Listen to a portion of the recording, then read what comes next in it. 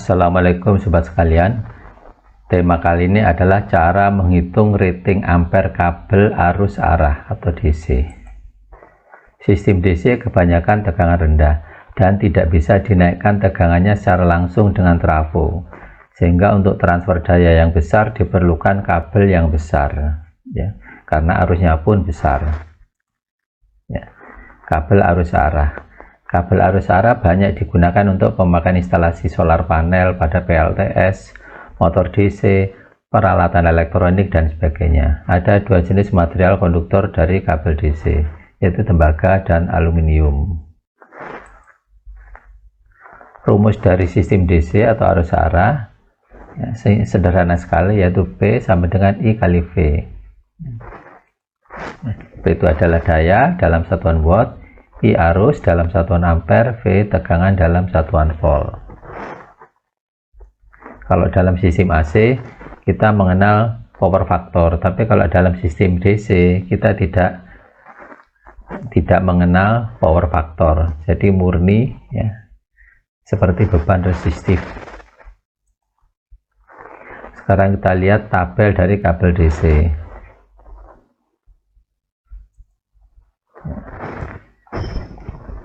Di sini kita lihat kolom pertama adalah ukuran dalam satuan milimeter persegi, mulai dari ukuran setengah sampai 240.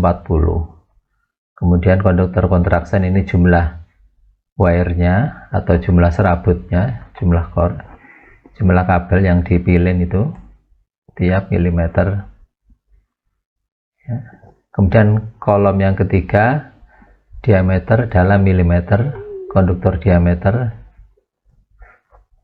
Kemudian yang keempat DC resistan dalam satuan ohm kilometer, ohm per kilometer. Kemudian ketebalan isolasinya dan diameter dari kabel dan kemampuan antara arusnya atau current ratingnya dalam satuan ampere.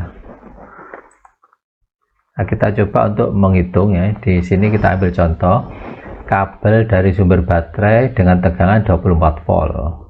Terhubung ke inverter 1 kW. Berapa besar arus yang mengalir dan ukuran kabel yang dibutuhkan? Kita coba menghitung. Dari rumus I sama dengan P per V, kita masukkan angkanya 1000 dibagi 24. Hasilnya adalah 41,6 ampere. Sekarang untuk keamanan kita kalikan 120%, sehingga arusnya adalah 50 ampere. Kemudian kita lihat di tabel 50 ampere apakah di sini ada ya, karena tidak ada kita ambil yang lebih besar, yaitu 62 ampere. Ketemu di sini ukuran kabelnya 16 mm persegi, jadi di sini kita pilih kabel dengan ukuran 16 mm persegi ya, sesuai tabel kabel ini ya. Sekarang beberapa aplikasi dari pemakaian kabel DC. Sebagai contoh di sini adalah sumber tegangan, yaitu baterai atau aki. Kemudian di sini inverter, tegangannya 12 volt, bebannya 2400 watt. Kalau kita hitung ya, ampernya adalah 200 ampere, yaitu dari P 2400 bagi 12 sama dengan 200 ampere. Kalau kita pilih kabelnya, ukurannya adalah di 70 mm persegi. Sekarang kita bandingkan dengan yang tegangan 24 volt. Kalau kita hitung ampernya ketemu 100, kabelnya kalau kita lihat ketemu 35 mm persegi. Kemudian di sini tegangan 48, kemudian bebannya 2400, ampernya ketemu 50 ampere, kabelnya 16 mm persegi. Kita lihat di sini tegangannya makin besar, ampernya makin kecil, sehingga membutuhkan kabel dengan ukuran yang lebih kecil seperti ini.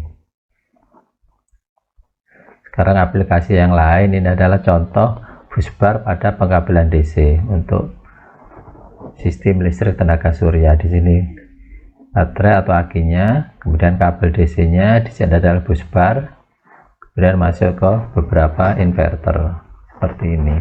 Ini adalah contoh busbar. Nah, di sini adalah contoh dari panel distribusi DC seperti ini. Yang kelihatan di sini adalah MCB untuk pemakaian DC MCB.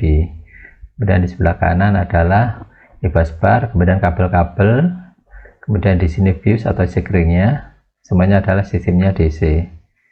Nah, demikian uraian singkat dari bagaimana cara menghitung ampere untuk kabel DC.